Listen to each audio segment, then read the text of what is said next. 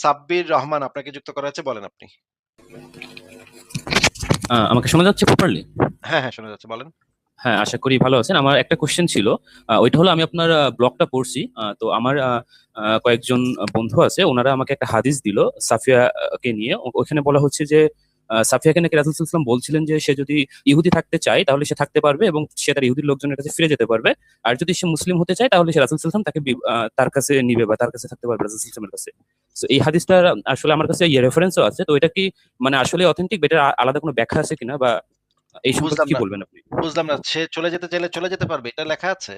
হ্যাঁ, আমি যদি আপনাকে এমনি বলে শোনাই তাহলে এরকম না, যে না, বলেন, তুমি যদি বলেন ইসলাম। আপনি নাম্বারটা হ্যাঁ, বলেন, আমি একটু বের করছি আচ্ছা আচ্ছা, হাদিসটা। তাহলে এটা আপনার ইবনে সাদে আছে, ইবনে সাদ আট ইবনে সাদ তো সাতানব্বই ইবনে সাদ তো হাদিস না তো ভাই। এটা তো ইবনে সাদ তো হচ্ছে তাবাকাত ইবনে আচ্ছা, সাদ। তাহলে আপনি এটা এটার তো এটার পাশে কথার এটা মাঝখানে রিলেভেন্ট একটা। কথার মাঝখানে সরি, কথা বলতেছেন কেন? প্লিজ আমার কথা তো শেষ করতে দিবেন আপনি। সরি।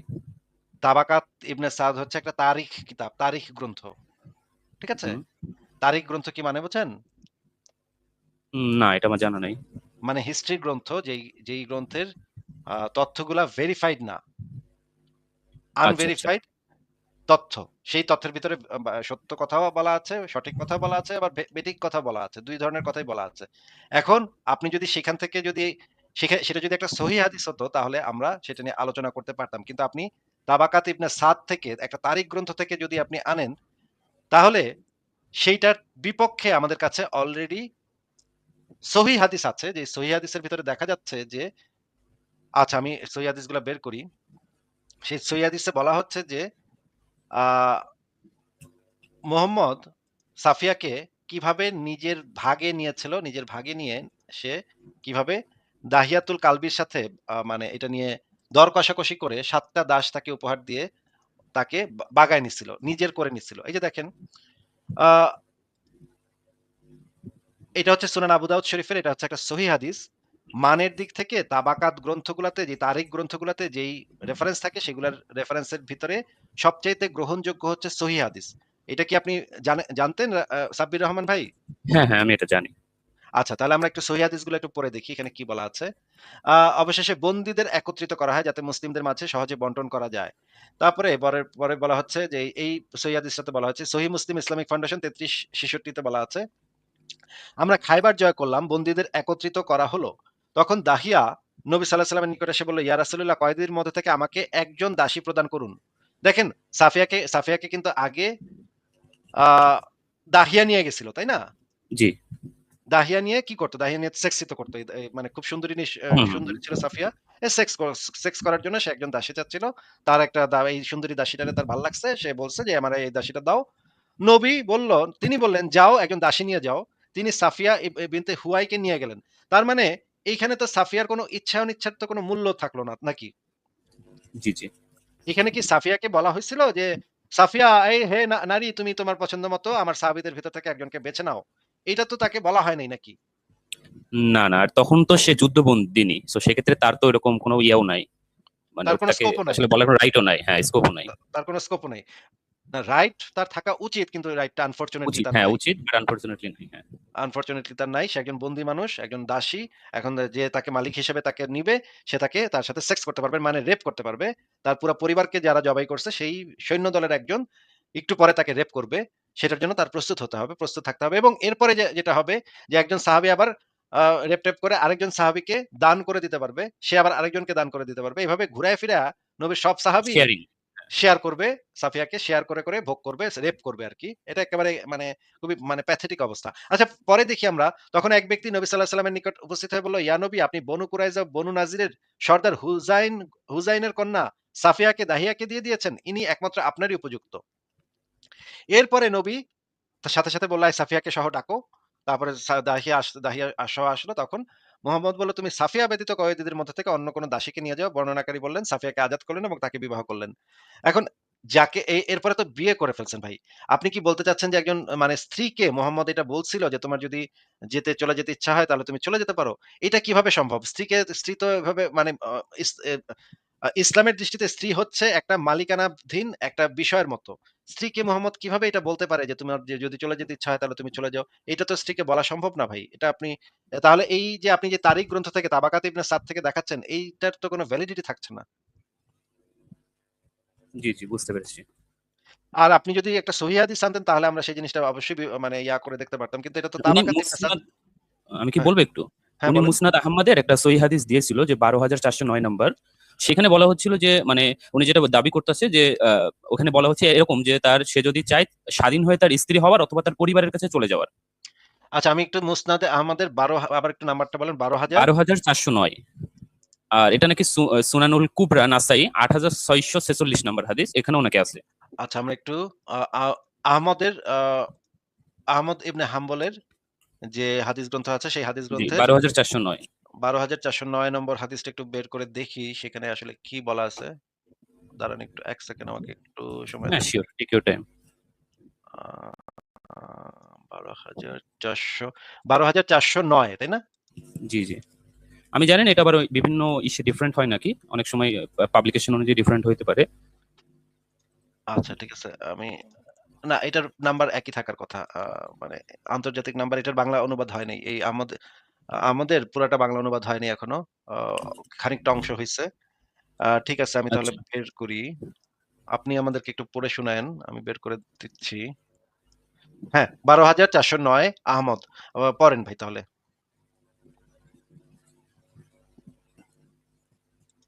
আ এটা কি ১ম থেকে পড়বো? আমি তো জানি না এই হাদিসে কোথায় কি আছে সেটা তো আমি জানি। আপনি না দলিলটার নাম্বারটা বলেন। আমি তো নাম্বার অনুসারে হাদিসটা বের করে এই যে ১২,৪০৯ নম্বর ৪০৯, হাদিসটা। হ্যাঁ, হ্যাঁ। এটা আমি বের করলাম আপনার রেফারেন্সের সূত্র ধরে। আপনি তাহলে পড়েন নাই এই হাদিসটা? উনি আমাকে বাংলা একটা টেক্সট দিছে আরকি। ওই কারণে আমি বাংলাটা পড়ছি জাস্ট। আমি ইংলিশটা পড়া হয় নাই। এটা আসলে সাফিয়া সম্পর্কে নাকি এটা যদি আপনি একটু কন্ট্রোল এফ দিয়ে একটু সার্চ করতেন যে এখানে সাফিয়া ওয়ার্ড আছে নাকি তাইলে হয়তোবা আমরা বুঝতাম যে না এটা তো না তাহলে হলে পড়তে আমি আমার এটা তো আমি পড়তে তাহলে এবং এটা ডিটেইলস গুলা বুঝতে আচ্ছা, হ্যাঁ, হ্যাঁ, তাহলে ভাই আমি এটা অনেক ভাই এটা অনেক বড় হাদিস। এটা পড়ে এবং বুঝতে আমার অনেকক্ষণ সময় লাগবে। আমি তো এত ইনস্ট্যান্টলি পড়ে বুঝতে পারব না। আমার আচ্ছা আমি পড়তে তাহলে তো ডিটেইলস গুলা আমি একেবারে একদম ডিটেইলস গুলা মার্কিং করে আমি নেক্সট কোনদিন হয়তোবা আপনাকে দেখাবো এই জিনিসটা। আচ্ছা এক্সাক্টলি। ঠিক আছে। কিন্তু আপনি যদি ওই লেখাটা পড়ে থাকেন, তাহলে হ্যাঁ, আপনি হ্যাঁ। একটু আমাদেরকে বলেন যে ওই লেখাটার ভিতরে আ যে পুরা বর্ণনাগুলা পড়েছেন, সেই বর্ণনাগুলা পড়ে আপনার কাছে কি মনে হইছে এরকম? যে সাফিয়ার এরকম স্কোপ ছিল যে মানে একটা যুদ্ধবন্দী নারী ইসলামে যেই নারীরা যুদ্ধবন্দী হইছে, তাদের কি এরকম স্কোপ থাকে যে তারা যেখানে ইচ্ছা চলে যাবে? না, না, এটা এস ইউজুয়াল থাকে না। আরো যে হিস্টোরি গুলো আমরা জানি আগে মানে প্রিভিয়াস যে জিনিসগুলো সেগুলো থেকেও বোঝা যায় যে এরকম কোন স্কোপ থাকে না। আসলে সে চলে যেতে পারবে বা এরকম তার কোন স্বাধীন ইচ্ছা আসলে থাকে না নরমালি। আচ্ছা যদি চলে যায়ও তাহলে সাফিয়া কোথায় যাবে একটু যদি বলতেন? মানে তার পুরা ওইখানে পরিবার, উনারা বংশ যেটা বলতে চাচ্ছিল, হ্যাঁ, আমি এটাই বলছিলাম। উনারা বলছিল যে যে উনাদের যে ইহুদি গোত্র আছে তাদের কাছে ফিরে যেতে পারে। তো আমি বলছিলাম যে উনার তো ফ্যামিলির যারা ছিল সবাইকে হত্যা করা হয়েছে অলরেডি। তো উনি হ্যাঁ, এখন তাহলে কোথায় যেতে পারে? তো উনি বলল যে আরো গোত্রে যারা বেঁচে আছে তাদের কাছেও তো উনি ফেরত যেতে পারে। যদি যেহেতু এখানে বলা হইছে আরকি। তবে তাবারকের গ্রন্থের যেটা আপনি বললেন ওইখানে উনি নিজেও বলছে যে এই হাদিস এই বর্ণনাটা দুর্বল টাইপের। কিন্তু এটা রিলেভেন্ট যে হাদিসটা আমি একটু আগে বললাম আপনাকে ওইটা নাকি সহিহ হাদিস। এজন্য এটা নাকি গ্রহণযোগ্য। এটা আমাকে উনি বলল আরকি।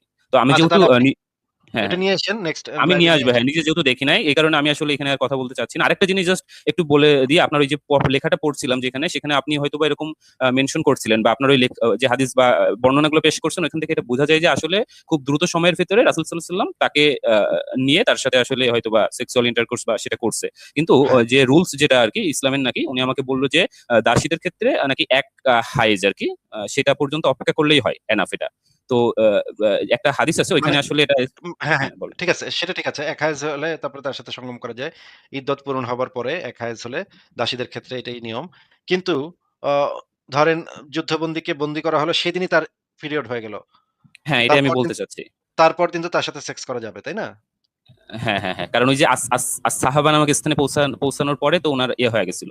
পিরিয়ড আস-সাহাবা হয়ে নামক গেছিল। স্থানটা যেটা আমি হিসাব নিকাশ করছি, যদিও এটাতে ভুল হতে পারে। আমি ওইটা লেখার ভেতরেও লিখে দিয়েছি যে, এই আস-সাহাবা নামক স্থানটা কই আমি অনেক ঘাটাঘাটি করছি কিন্তু আমি পাই নাই। কিন্তু আমি একটা কিছু সূত্র থেকে আমি একটা ধারণা করছি যে, এই আস-সাহাবা অঞ্চলটা ১৬ কিলোমিটার থেকে ৩০ কিলোমিটারের মাঝামাঝি কোনো একটা জায়গার ভিতরে হবে। হয়তো ১৬ কিলোমিটারের মতোই হবে এইটার দূরত্ব। এই খায়বার থেকে। খায়বারে যেখানে যুদ্ধ হয়েছিল তার থেকে ১৬ কিলোমিটার। জি, জি। উটে করে ১৬ কিলোমিটার যাইতে খুব বেশি সময় লাগার কথা না। কয়েক ঘন্টা, লাগার কথা না। ২-৩ ঘন্টা হ্যাঁ, সময় হ্যাঁ। লাগার কথা। অর্থাৎ তা ওই দিনের ভিতরে বলা যেতে পারে। ওই দিনের ভেতরেই সে পৌঁছায় গেছে ওইখানে। তার মানে ওই দিনই তার সাথে সেক্সটা হইছে।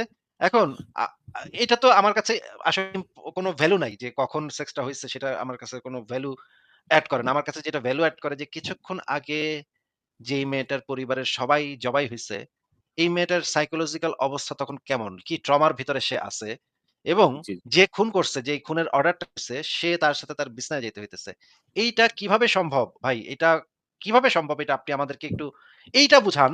যে আপনাকে এই জিনিসগুলা দলিলগুলা দিছে, সেও আমাকে এই জিনিসটা একটু বুঝান ভাই। যে পৃথিবীর কোন নারীর পক্ষে কি এটা সম্ভব?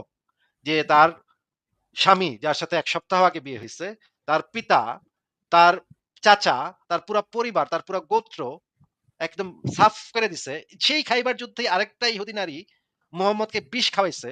আরেকটা ইহুদি নারী সেই খাইবার যুদ্ধে সেই সময়ই আরেকটা ইহুদি নারী তাকে বিষ খাওয়াইছিল। বিষ খাওয়ানোর সময় বলছিল যে, "আপনি আমার পুরা গোত্রকে আপনি হত্যা করছেন। আমার পুরা পরিবার-পরিজনকে আপনি হত্যা করছেন। এজন্য আমি আপনাকে বিষ খাওয়াইলাম।" আপনি এই জিনিসটা আমাকে বুঝায় দেন তাইলে কিন্তু আমি বুঝে যাব যে হ্যাঁ, ঘটনাটা ভালোই ঠিকই ছিল।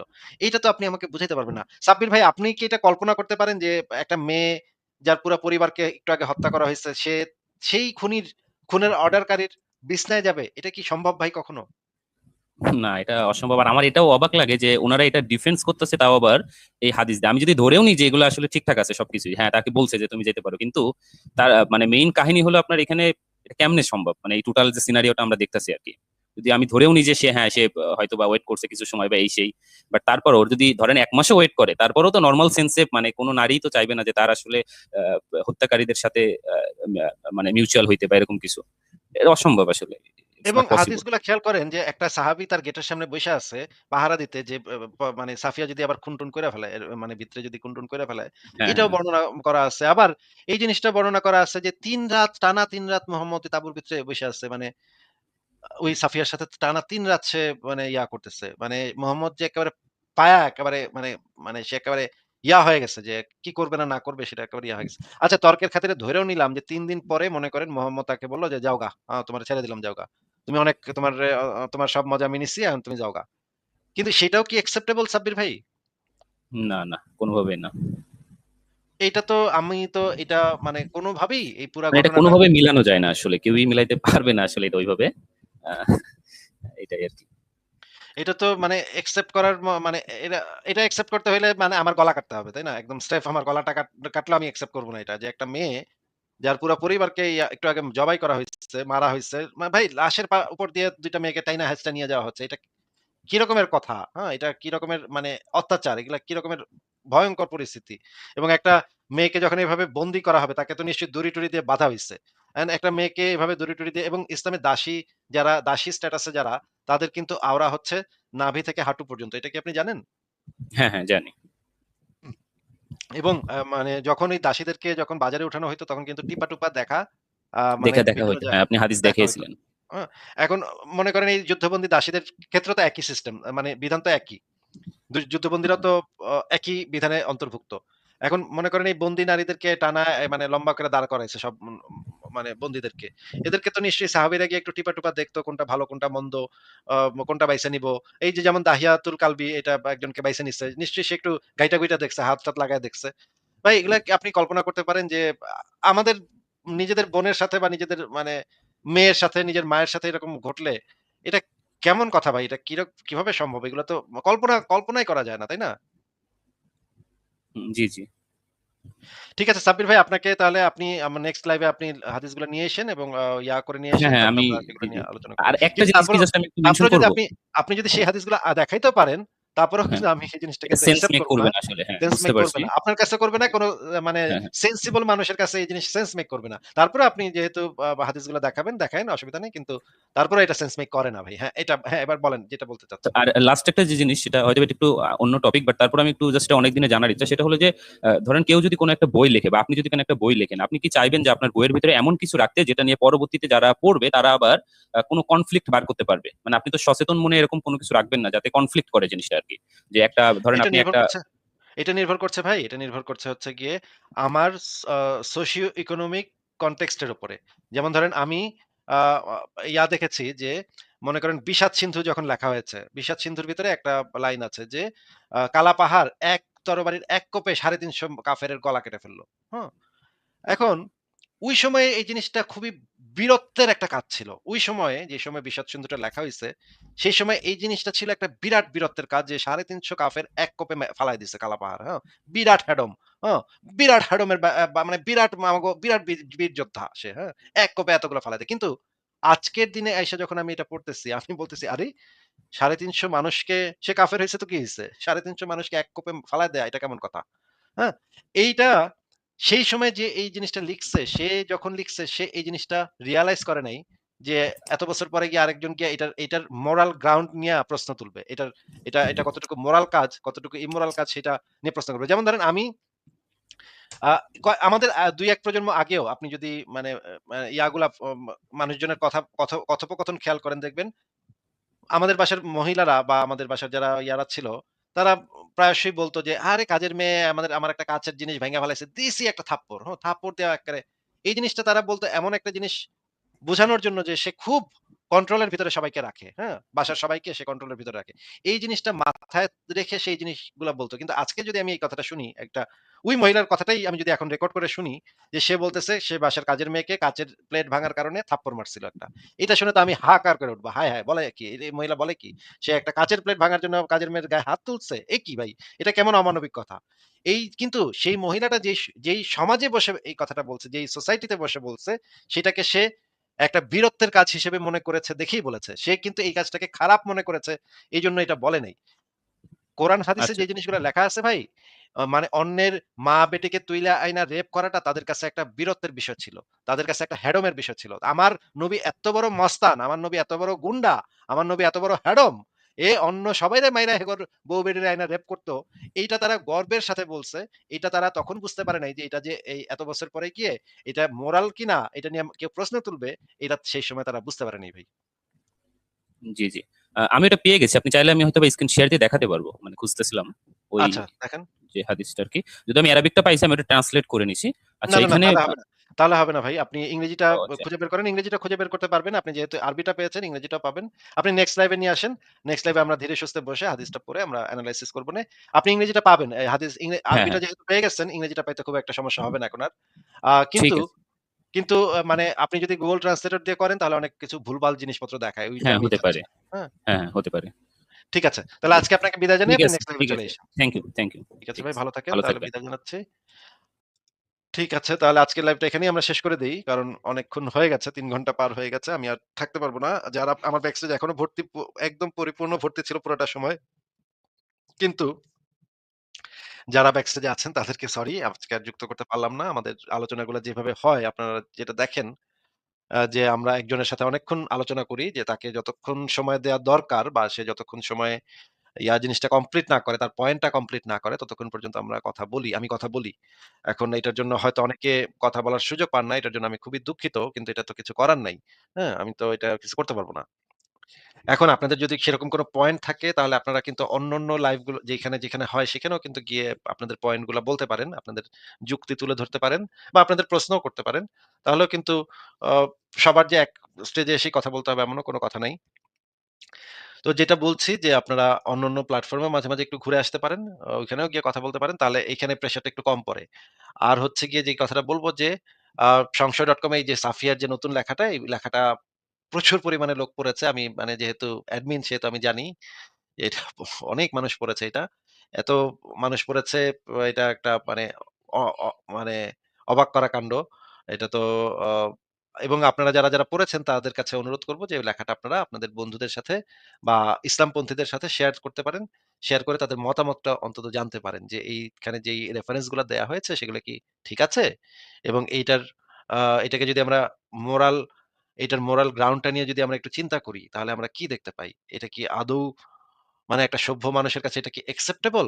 যে একটা মেয়েকে এভাবে আপনারা পড়ে দেখেন তারপরে আপনারা এটা নিয়ে আলোচনা করতে পারেন যে মুমিনদের সাথে আলোচনা করতে পারেন। তবে নিজের নিরাপত্তা নিশ্চিত করে আপনারা আলোচনা করবেন। এমন কোথাও আলোচনা করতে যাবেন না যেখানে আপনারা চাপাতি দিয়ে কোপটোপ দিয়ে বসবে। ঠিক আছে, ভালো থাকবেন সবাই।